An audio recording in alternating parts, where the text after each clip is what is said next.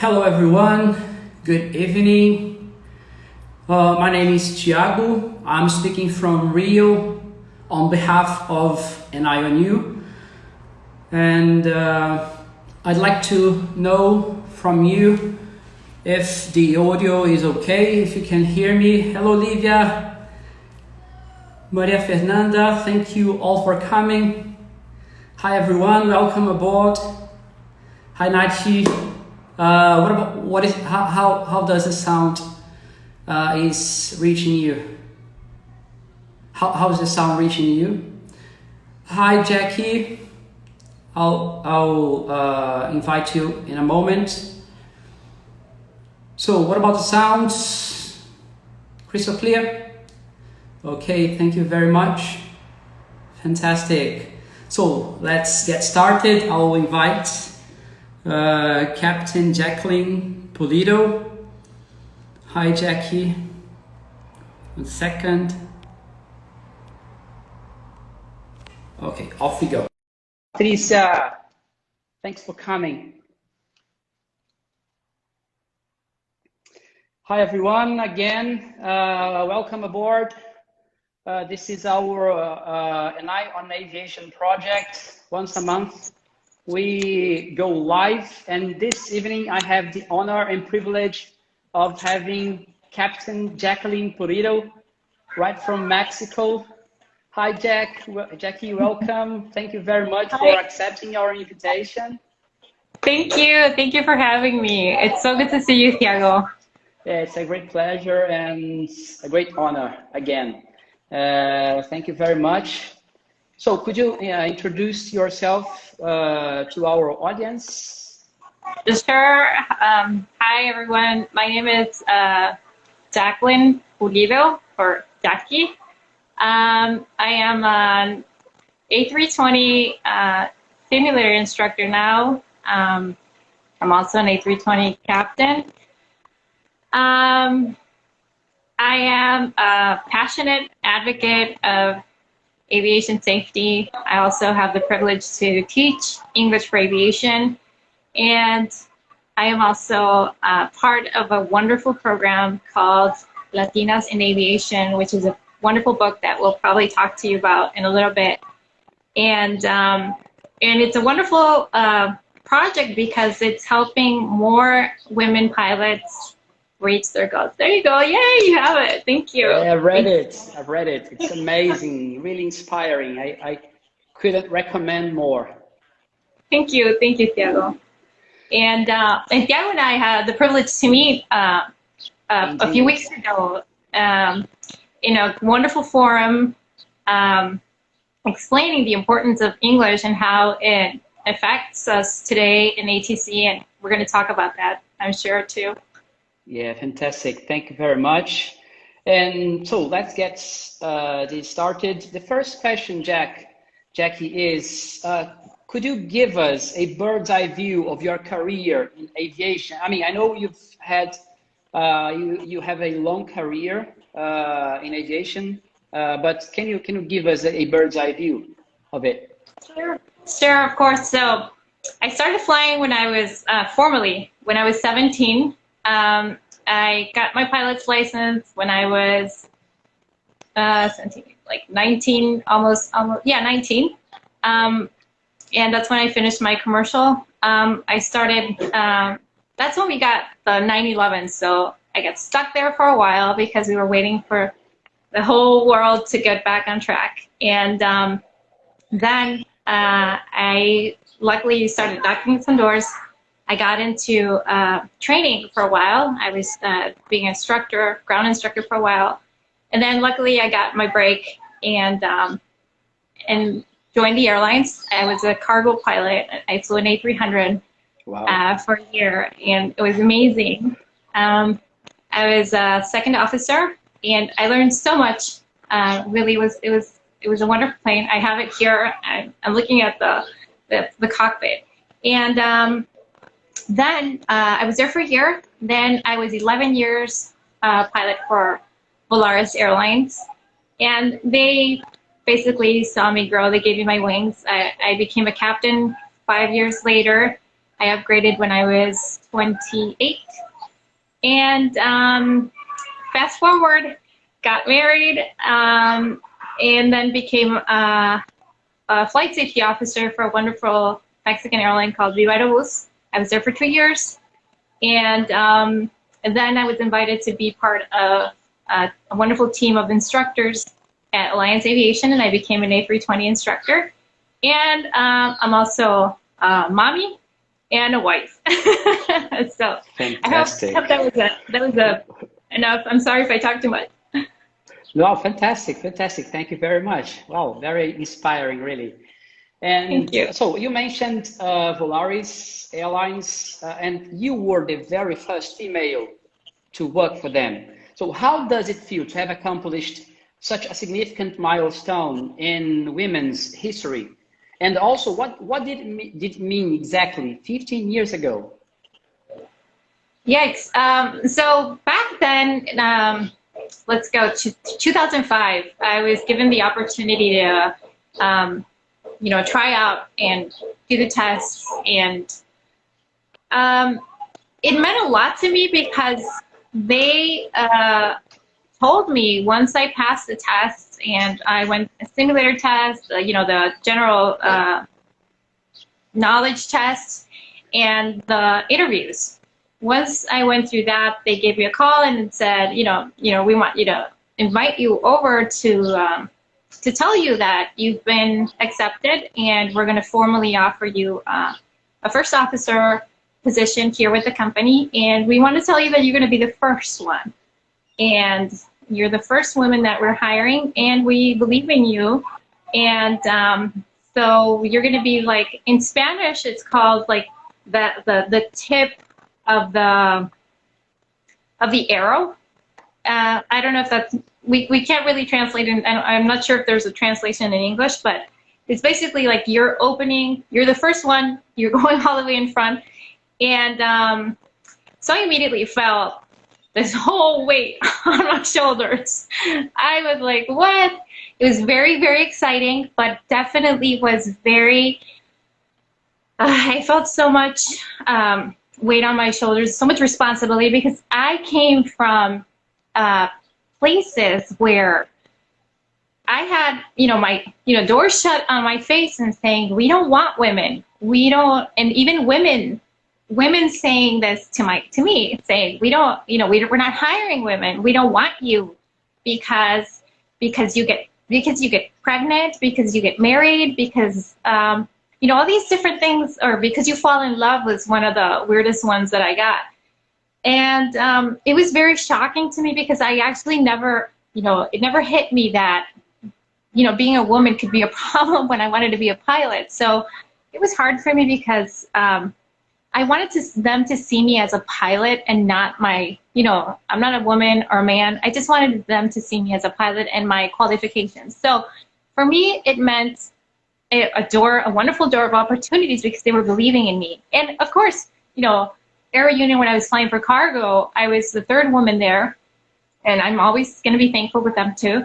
But this one, it meant a lot to me. And so I started studying like crazy, and I didn't even sleep. I was very thin because it was going crazy, but it meant so much to me, and I'm forever thankful with them. Yes, I can imagine. Yeah, I unfortunately, as a man, it's hard for us to really understand that. But yeah, we should try at least. We should try. Yeah. So your story as a Mexican female captain was published in this fantastic book. Okay, I'll never tire of showing it. About Latinas in aviation. Okay. By the way, if you want to buy the book, at least as far as I can tell, I bought the book from Amazon. I'm not sure if there are other ways of buying it, but I bought it on Amazon. Do you think Latin American women still struggle in the field? And what are some of the difficulties they face? Well, right now, yes, we still struggle. There's still some doors that need to be open. I can say right now, commercially in our Mexican aviation, we have a lot of women now. If you go back to 2005, where I was the first one, now 2021, I know they have 40, 43, 40, more than 40 pilots, women pilots are in Volaris. And so we're getting there. And I know it's opening more for mechanics. Now you see a lot of mechanics with female mechanics, or you see dispatchers, you see air traffic controllers. Mm-hmm. And now I think it's opening also for higher level, like, management. I'm seeing more women in management, which is airports. We're getting there. And yes, I think a huge well, how could I say it? Barrier that could be is when we want to be mommies or when we want to be wives, it gets complicated. So, I mean, we have a wonderful example with stewardess or flight attendants. They, of course, they're a wonderful example of how, of course, women can fly and they can be moms. And sometimes, unfortunately, they're single mothers and they do it, right? So they're doing it, but they have a whole team surrounding them and helping them out. So usually I would say that could be a little bit, in my case, the reason why I actually stopped flying for the airline and I went into safety and now into training is because I didn't have that support system. That's very important. And it's not that because I don't have friends or I have, thanks to God, I have a lot of family, but that one person usually is your mom. And that's the one person that you can say, I trust you and I know you can take care of my baby and I know my baby's going to be fine. So I unfortunately don't have that because my mom passed away a few years ago. But if she were here, maybe we could do it. Although it is very complicated. Some airlines, they have, you're out, you're flying most of the month. And so it also depends on what kind of parent you want to be. So, but there are some airlines now, luckily, Viva Aerobus is one of them, where you don't have any layovers. So those kind of companies can probably help you to, fly and make that combination and just find that right circle of trust with your friends and family that you can support, like a support system that can help you. Because if mom's not home, well, you need a cook. You need someone who goes and picks up the dry cleaning. You need someone to drive the kids. So usually moms do a lot of things, and if you're not around, you're gonna miss. Also, you're gonna miss out on a lot of the wonderful, watching your kids grow, and that's another barrier that you might, figure out. But I have a wonderful. I can speak for myself, and luckily I have a wonderful husband who always supports me. But we did agree that flying almost all the month and not being at home was not going to be a good idea for our son. So we decided that that's why we were going to wait. But that could be an important barrier for us. Okay. And that was sort of the next question. So the question was, how did pregnancy and child rearing responsibilities impact your work? So guess you've already answered that. But then, in your opinion, what could airlines do to help working mothers? I love that idea. I love that question. I remember reading it and I said, wow, I love when they ask us that, because what I think is not even women, it's just men and women. I would think that if companies give priority to family, the family time, it's so important. You're a dad too. Mm-hmm. And just raising your kids, watching them grow, just being a part of their life and present, and co-parenting with your wife, it's so important to be, together in this. I think family is the base of society. I would love to see more companies be more supportive in that in that area. Just think about how important it is for us to parent those kids, and those kids are our future. So I think it would be very important if they could give a little bit more, or invest a little bit more in that area and just help us be more present. That would make a difference in everywhere. I mean, not just airlines, but that would make a difference. And of course, policies. Just look at their policies. Take a look at your airline policy and how is it for women that fly, not just pilots, but just take, if I'm pregnant and I'm going to fly, what is the policy? Can I fly while I'm pregnant? Can you pay me my whole salary? So there's a lot of controversy going on with that. So some airlines won't pay you and they'll just give you a certain amount, or the government is the one that is involved in paying you. So taking a look at that might help, because, unfortunately there are some moms who are single, or some moms who, in some cases, their husbands are sick or can't help. So sometimes you're the breadwinner. In some families, moms are the breadwinners. So I feel we can all help the industry by taking a look at our pregnancy policies and also our parenting policies. That would help a lot.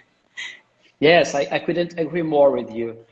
And just hi, Colonel Sicacio, welcome aboard. I'd like to remind you all that you can ask questions. Okay, there's a button with a plus sign. You can click then and ask your questions through there. Feel free to ask Jacqueline your questions. Okay. So, yeah, I don't see all the questions, and some are in Portuguese, so you're gonna have to help me. yeah, but no worries. I received them, and we can ask. So there's just a comment from Ellen Rios, and thank you, my students, for being here with us. Yeah, they were in class with me this morning. So another question, how can aviation attract more women? Wow. More women. Well, I think we could go back to this part, the policies. So if you have an interesting policy about pregnancy and, balancing with family and, not so many hours, because some companies just regular jobs from 9 to 5. That's a lot. Like, especially right now in the pandemic, right? Try to do homeschool with some kids and, just have a regular office job. It's very complicated. So I would say definitely policies. And the other thing is seeing more women in their ads. If you were used to seeing, and I'm so thankful that we have flight attendants, but some companies are now coming out with, women pilots. I love it, but I would like to see, women directors or women mechanics, or in different areas. Just seeing them, and just as little girls, right? When you're looking up to them, it's interesting when you see a woman doing something else. Like when you see a taxi driver and you see a woman driving, it's always very interesting. And I always say hello, like it's out, because it's so unusual to see them. So I would say that, and definitely the policies would work. That would help us a lot.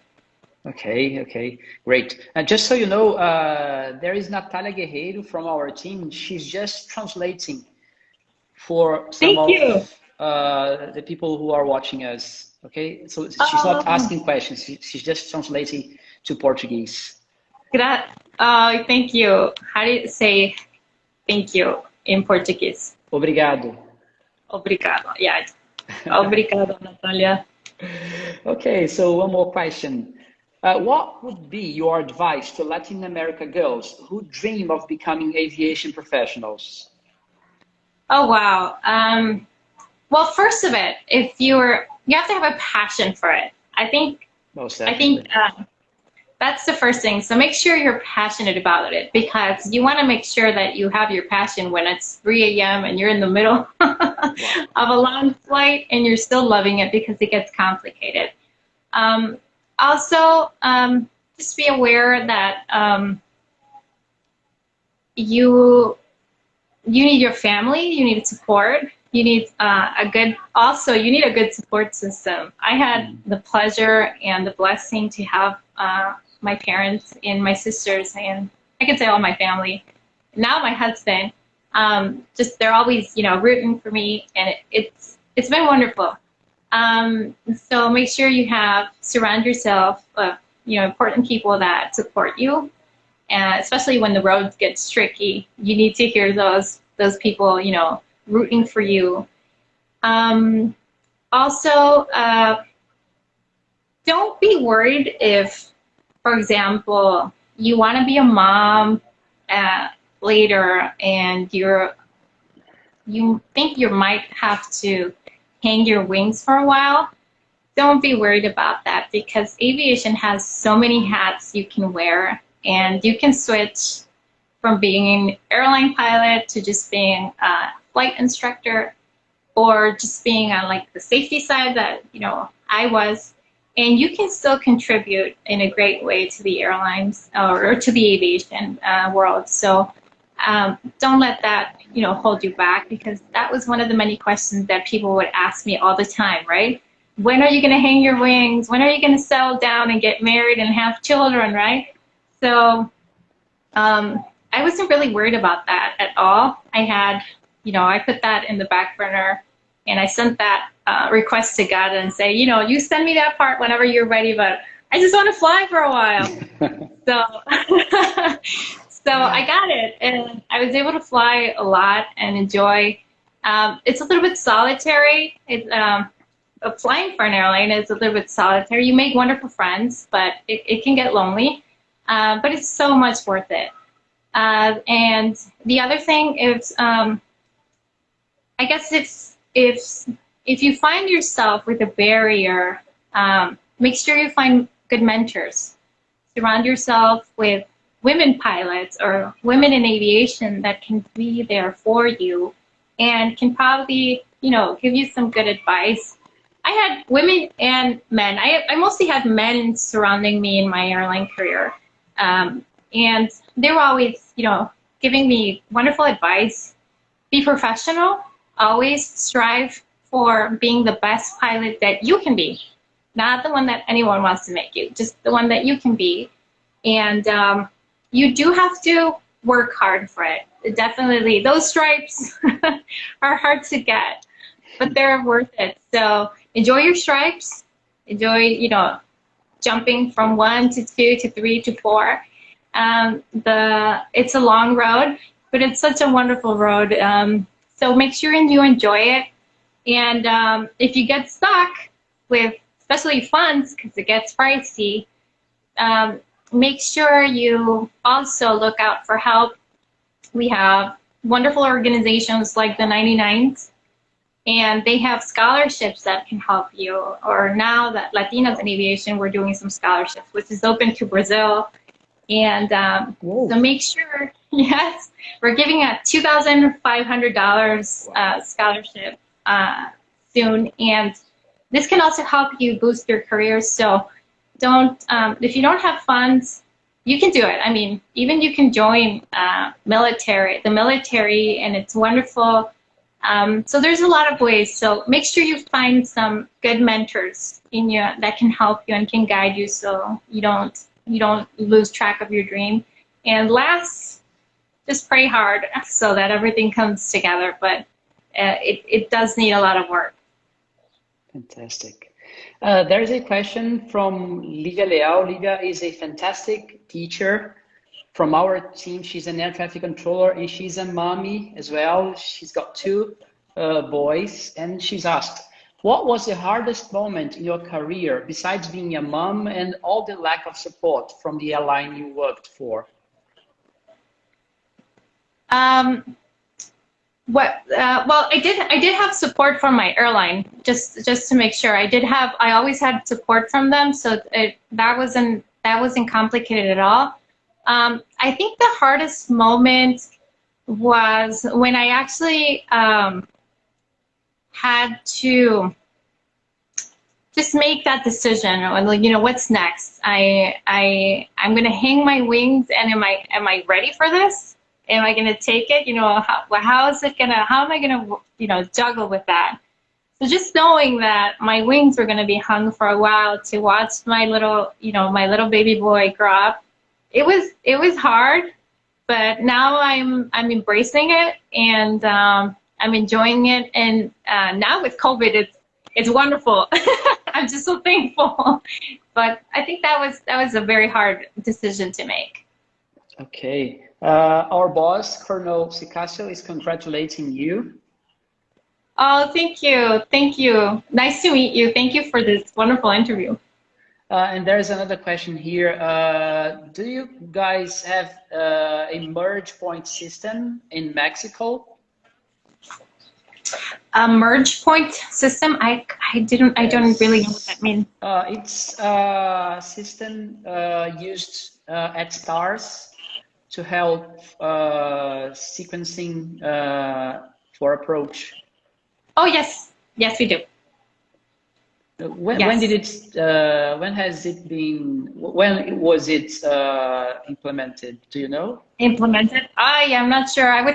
You would have to give me that as a homework assignment, and I could actually tell you. But I think if it's what so these are certain points, right? Well, is it like RNAV? Is that correct? Yes. So at the end of stars, you would have sequencing legs and a merge point. So arcs, and a merge point. So concentric arcs and the merge point. So at a certain point, the aircraft would fly direct to the merge point and then to the final approach fix. Yes, I think so. It was just I would have to go and check, you know, the charts because it's just recent. They did some new changes and some arrivals in Mexico City, and I would think that's what he means. It's not everywhere in the airports, but I would think that would be. And let me get back to you, Thiago, with that, and I'll send you some screenshots from my charts just to confirm that that's what. Okay, and then I think I pass it on to Colonel Sicasio. Yes. Another question. So what countries have you flown to, and what's your perception of air traffic control in those countries? Okay, so I've had the blessing to be in a couple. So I've been in Cuba, El Salvador, Guatemala. I'm missing a few down there. Canada. We went to Germany and Holland, or the Netherlands, and flown over a little bit more, but you know, actually been there. So my perception of air traffic controlling there, I think it's a little bit more standardized in Europe, I believe, and Latin America varies a little bit more. We use I guess in all countries, our English is affected, or our Spanish is affected by our accent, and that was a little bit complicated. You first have to, you know, pay attention a little bit. You see, you know, what's going on. Just get a little bit, you know, get your ear accustomed to see. Okay, so this is how the accent, you know, this is how you can hear them. Like Cuban accent was very interesting, and I had a hard time with that one. I also had a hard time with Irish accent. I remember, you know, the whole time, just, you know, holding onto my head. Who doesn't? Yes. I remember, you know, closing my eyes and saying, I don't understand the word, right?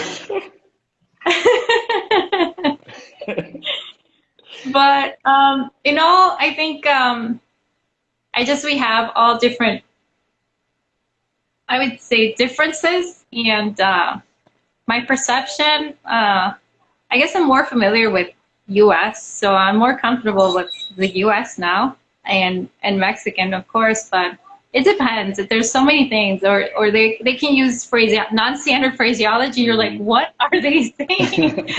So, I see. so you get, I guess it's everywhere like that in the whole world. I couldn't, I'm not sure, you know? Okay.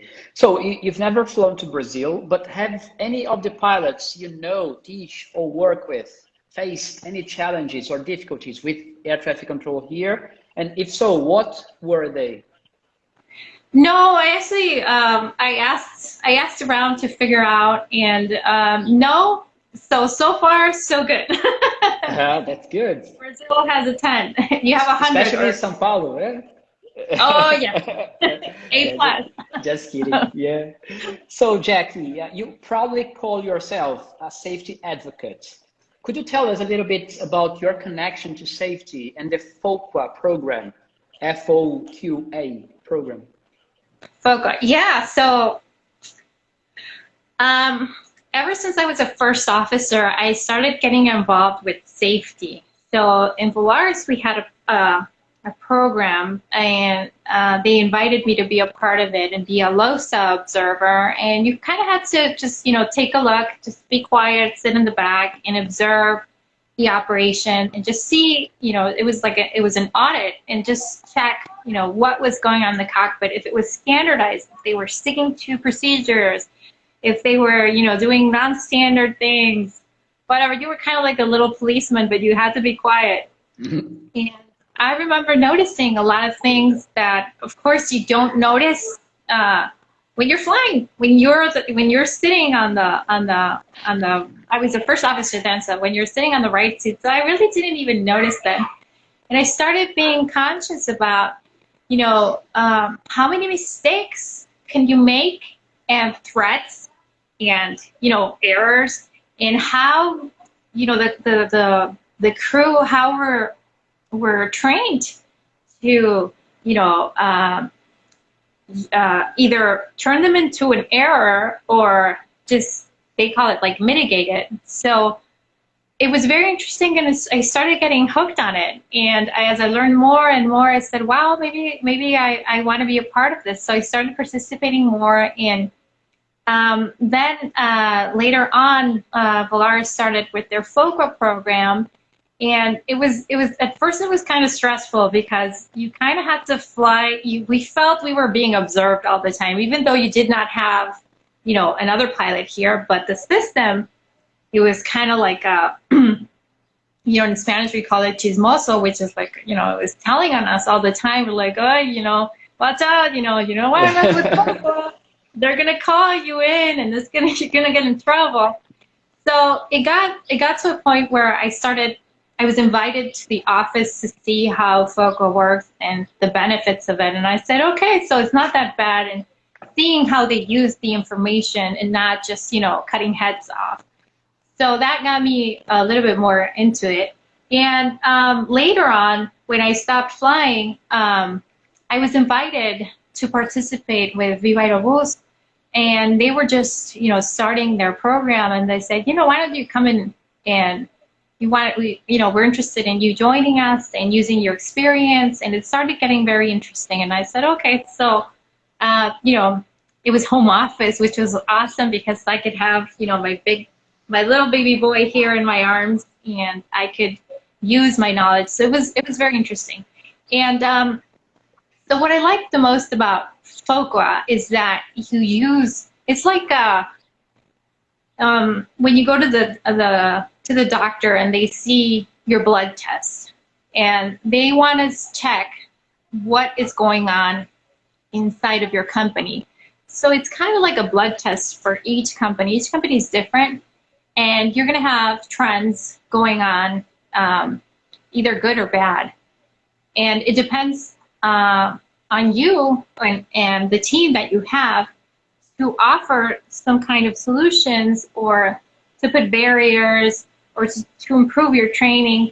So it kind of felt it's a wonderful way of improving safety in a way. And of course, my trick, or what I was worried about is, I'm like, I wanted to help pilots stop flying FOCA and start flying for themselves, and understand why safety was important and why we wanted to improve safety. And so we did a couple of very good, wonderful things with the team. I had a wonderful friend. His name is Sergio Laverde, and it was amazing. Working with him, we did an awesome team, and working with Airbus and finding solutions among airlines. So what is Air France doing? What is British Airways doing? So we would look at other airlines and say, what are you doing to help this or change that? And sometimes it was just a matter of changing procedures and showing these procedures to the pilots and say, hey, watch out, we want to do this better. We want to improve this safety. So in one sense, it's a very interesting part of aviation and how you can contribute to it. So for me, it was incredible. I grew a lot as a pilot. Fantastic. Thank you. Now, a question about English. So in your view, what should be the minimum level of proficiency so controllers communicate safely with international foreign pilots? Oh, that's a tough one. So I know 4 is the level, right? Yeah, but I think controllers, especially controllers, I don't know. I think we should all have a higher level because it's a tricky question. So I would say we should all have at least a 5 or a 6. And I know it's complicated because it's not that easy, but I think we should be all in 5 or 6 because it would be so much easier. For example, for me, the first time I heard British accent, I was probably 9 or 10 years old. And I had, for me, it was like listening to some, Chinese. I was like, I've never been exposed to the accent, so it was very hard for me to understand. So now that I'm older, I think it's so important to be exposed to different accents because your ear, it makes it so much better. And of course, listening to Asian pilots, for example, is so complicated sometimes because of their English of their first language is so dominant that their accent in English is very hard to understand sometimes. But so going back to your question, I think we should strive for a 5 or a 6 as controllers. It would really help us, and also pilots. I think we should all be there. So my students, I believe it or not, I told exactly that to my students this morning. Yeah, you did. We should all try our best to be exposed to different accents. Yes. Yeah, so that we become familiar with them. Yes, and even an American accent. It's also. Even them. When you go to the United States and they're not accustomed to listening to other accents. Even so, in the country, if you go to Texas, you're gonna hear an accent. If you go to New York, you're gonna hear another accent, and it even gets tricky when you're not used to listening to their own accents. So yes, I think the best way is to listen to ATC, live ATC, and listen to everyone, and just try to get your ear accustomed because it's pretty hard. Thank God for standard phraseology. Yeah, thank God. Another question about language. So some say that English should be the one and only language used in all communications in ATC operations for the sake of raising situational awareness. As both a safety advocate and an English teacher, what's your take on that? Well, yes, I think so. I don't know. You might differ from me, but it's so today you have your aircraft manuals. Your aircraft manuals are in English. If Airbus decided to publish everything in French, we would have to start learning French to understand technical French and just be, French proficient. And if Pratt and Whitney decided, I'd say, you know what, I'm an American, I'm going to, all my manuals are going to be in English, so you would have to be English proficient. So you would have to be proficient in a lot of languages, I would think. And it would be hard, but, if you love languages, good for you. But for me, it's not that easy. So I'm thankful that at least we have one language that we can all focus on, and we can all meet at a certain point where we can all try to speak the same language. And like I said before, thank God for standard phraseology, because that can help you at least get to a certain point where we can at least understand some information. Of course, we know that in turn of events, then you can go crazy, because then you're going to have to learn your normal English and your conversational English, and that gets pretty tricky. So my view is that I'm just thankful that we just have to learn one. What do you think, Tiago? I strongly believe that we should all, by the way, what you said about phraseology, yeah. So it's never enough, but at least it helps a lot. So we should all try to stick to phraseology as much as we possibly could. Not only air traffic controllers, but also pilots. So it would also help a lot if pilots could stick to phraseology, standard phraseology. Yes. Yeah, because most of the times they don't. But anyway. I know. Yeah. I know. We have to strive. Come on, aviation people, we can do it. Yeah, we should work together on that. So, Jackie, how did you become an English teacher? I've kind of always been a little teacher since I was young. When I grew up, like I was 8 or 9, I would always enjoy teaching. It's something that I like. So I would teach my friends, and just whoever wanted to, learn English with me, I would say, sure, I'll give you classes. So, you start tomorrow. So I kind of like doing that. And my mom was an English teacher also. She was a flight attendant, and then later on she specialized in the English language. So she was our teacher too, and we'll talk about that later. But so I think I kind of have it in me. And now actually got more serious. During the pandemic, some friends got laid off, and some other friends wanted to improve. They want the 6, and they want to keep their ICAO 6 level, and said, hey, would you mind giving me some classes, and we can, practice and try to improve our accent, or, they would send me all the results of the test, and like, I have to improve this part or that part. Can we work on that? And I said, yeah, sure. I'm not doing anything right now, so it could be fun. So Zoom kind of, helped us, and then that's kind of we started. And then I started noticing, what, maybe I can help more people. So I started, and as a captain or first officer, I always had that in my mind. I said, what, it gets to a point where, like, I don't really understand what this guy's saying. If he speaks in English, or if he reads me just a normal checklist, and then I started instructing, and I started noticing, more.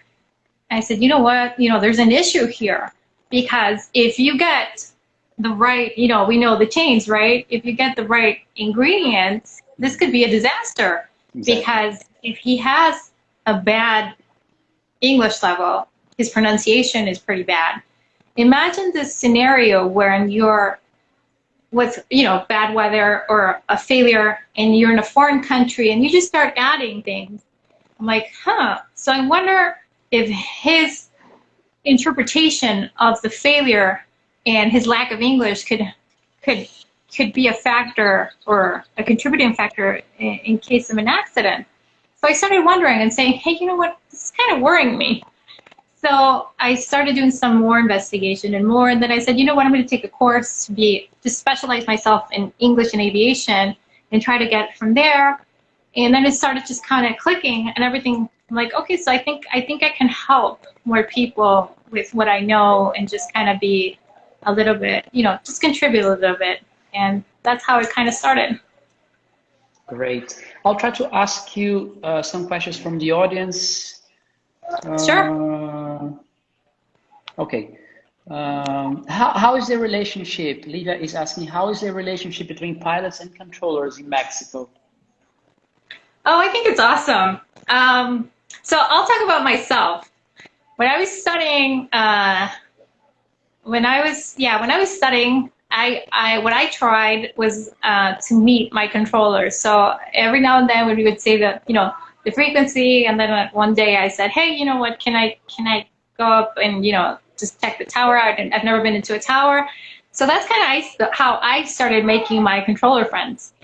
And then later, for example, I kept those friends and I kept in touch with them, and we would see each other for lunch and talk about or actually get some feedback from them. How did you hear me on the radio? How can I improve? That's how it happened with me. And then later, when I started teaching, I would call them and say, hey, I have a group of students. Can I take them up to you so they can meet you? And that started working. And later on, when I noticed, I started having my controller friends group started growing. And later, for example, Volaris had this wonderful program where they would let us go up to the tower and meet the controllers as a pilot group, like from the company. Wow, that sounds amazing. That helped us a lot improve our relationship, and even got to a point where, hey, Lupita, how are you? Hi, Jackie, nice. So over the radio, you mean? We would say hello on the radio. We know our voices now, and we always, say hello. So that's what happened to me. That's how I keep my controller friends close. And so I would say it's awesome. I'm always open to having more controller friends because I learn a lot from them. And in Viva Aerobus, where we actually started, it was my director's idea to have an ATC controller get-togethers. And we would do breakfast or lunch or dinners. And we would talk about our FOQA problems and we would share them with them and say, this is what's going on. This is how you guys can help us. How can we help you? So we started doing that a lot, and it made a whole lot of difference. I think it's a great idea because we don't get to see each other. Absolutely, it is indeed. Fantastic. So you've already mentioned that you have been teaching some of your colleagues willing to improve their level of English. And what difficulties do they have with the English language specifically? You mentioned pronunciation, accent, but what about structure, other vocabulary? Yes, so some of them have a problem with their accent, and it's more of like a Latino thing, and you're going to confirm it with me or not, because we get more like embarrassed to just start speaking and just go out there and say, this is what I don't care if I'm messing up. I'm always thinking about what you're thinking about me if you're judging me, right? So that's kind of like in our culture. So that's one thing. The other one is, of course, the lack of structure. We all hate grammar. So raise your hand if you hate grammar. I don't like grammar either. I don't enjoy, any. When I was studying French, I was like, oh, it was so hard. I actually stopped studying French because of the grammar. So some of them lack that part. So it is, at one point, it is important to at least know a little bit.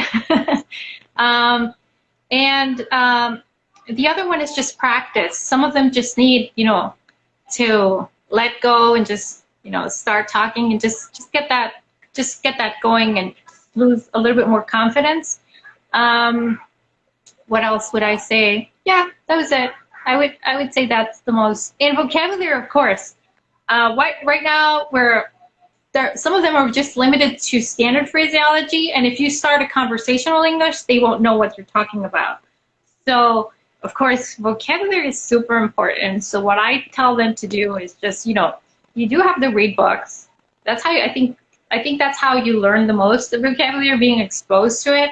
So sometimes what I do is, highlight, go look in the dictionary, learn new words, start using them in a sentence, watching movies, singing songs. So I think you have to expose yourself to the language a lot more. And even myself, I mean, if I stop practicing, we here at the house, we have the rule, and in the house we speak English because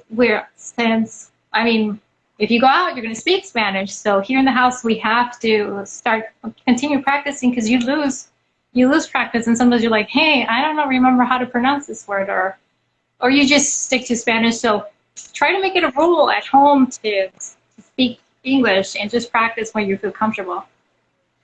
Okay. I guess this is our final-ish question. What would you say to Brazilian controllers who are trying to improve their English? I mean, you've already mentioned to be exposed as much as you can, but would there be any other tip you would have? I would say reading. Reading is I think it's where you learn the most and where you're sure that you're learning how to spell. Spelling bees are very interesting. Just try to practice how you spell words and challenge your buddies.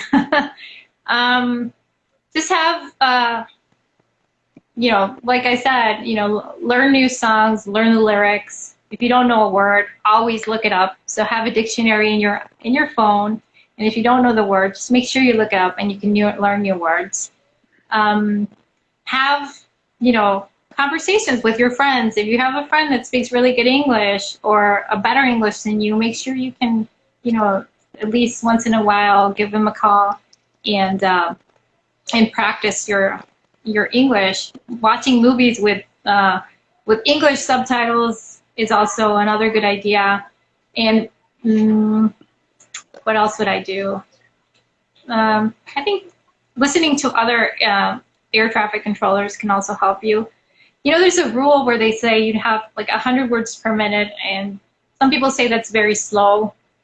And I can agree, it can be slow, but sometimes controllers speak so fast, it feels like they're always in a hurry. So, I would say try to listen to other air traffic controllers and pick up some new words.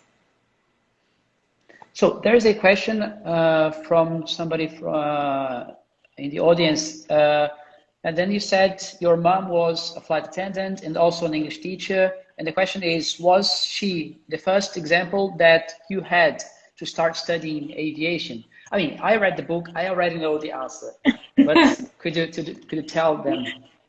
Well, she and my dad, they were both my huge influence. They're my mentors.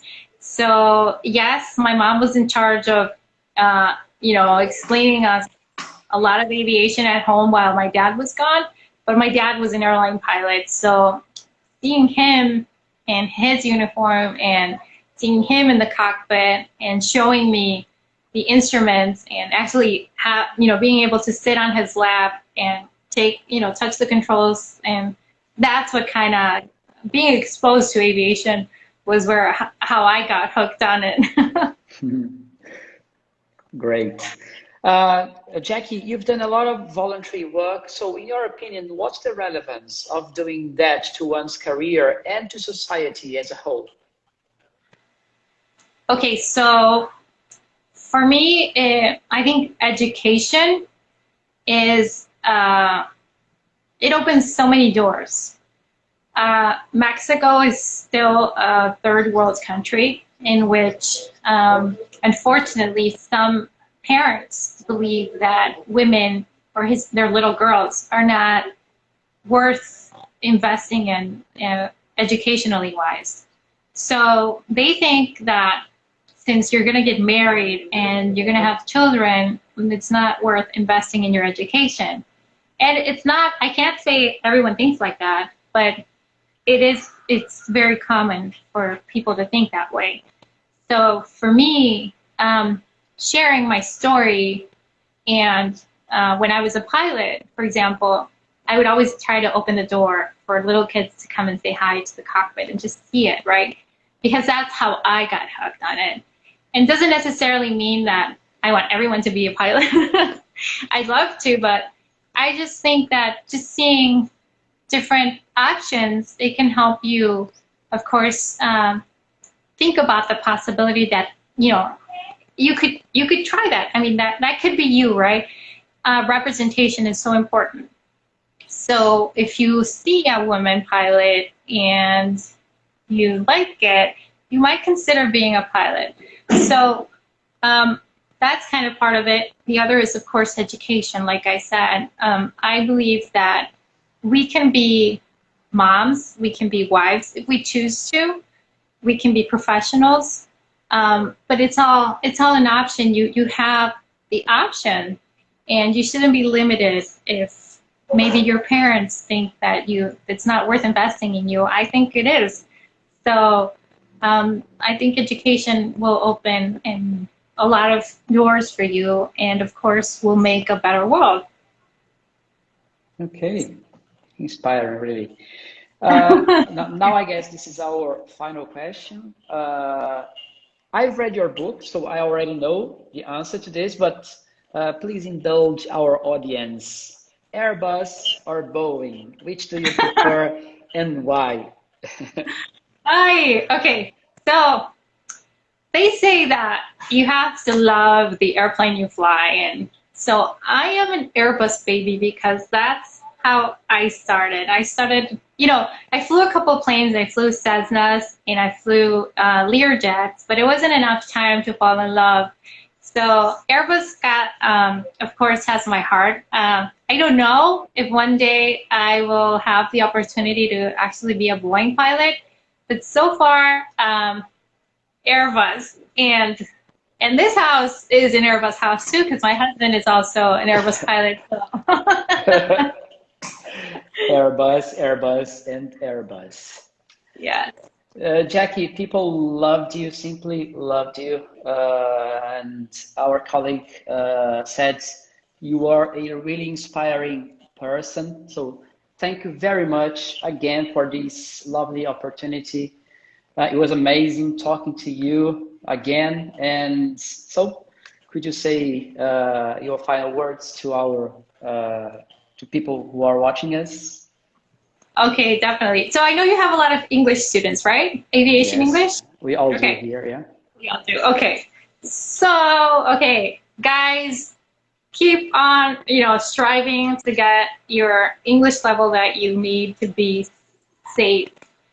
So I think being at a good level is good for safety. It's more about that. It's not about an ego of having a 6 or just being super good at English.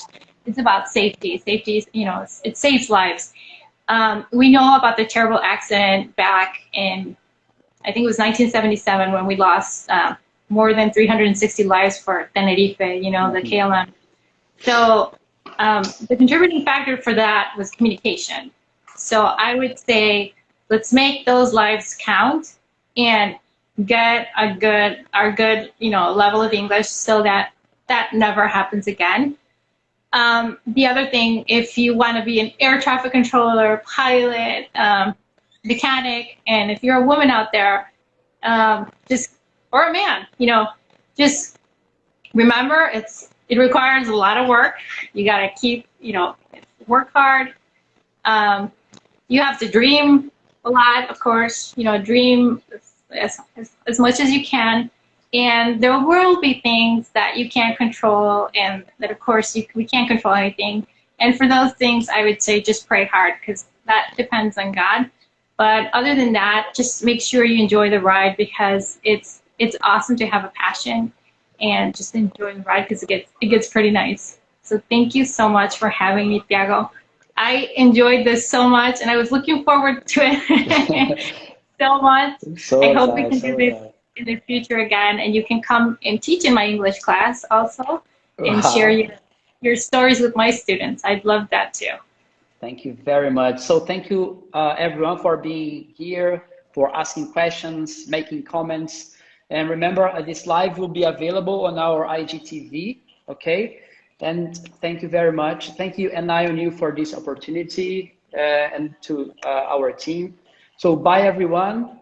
And Jackie, take good care of yourself. Mateo, I hope he's fine. Your husband, yes. family. Thank you. Bye everyone. Thank you. Hope to see you soon. Thank you so much. Bye-bye. Bye, Bye. Thank you.